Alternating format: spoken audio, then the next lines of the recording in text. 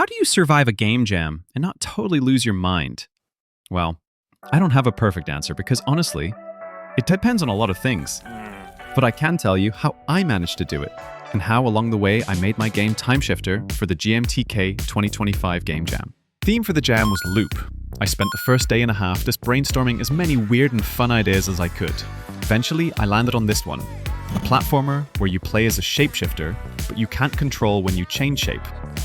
That felt cool enough, so I jumped into prototyping. This day was rough.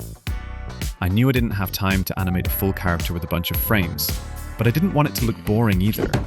So after trying and failing to design something from scratch, I gave up. And then, by luck, I remembered a concept I once made for a Little Red Riding Hood game.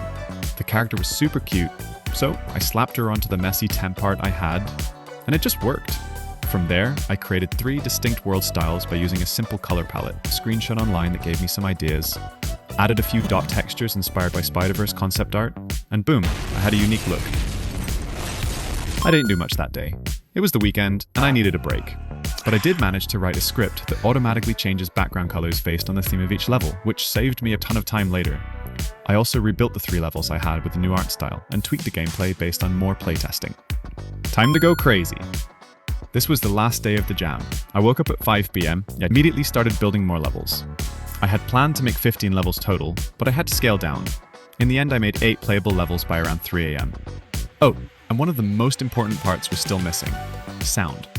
Up until then, the game barely had any music or SFX, so I spent hours digging through royalty-free tracks and sound effects, uploading, testing, deleting, over and over, until things finally clicked.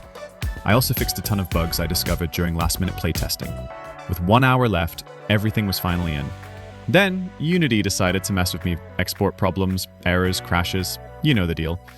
But somehow, I got it all working and managed to submit just in time. Thanks for watching, and if you want to try the game, the link's in the description.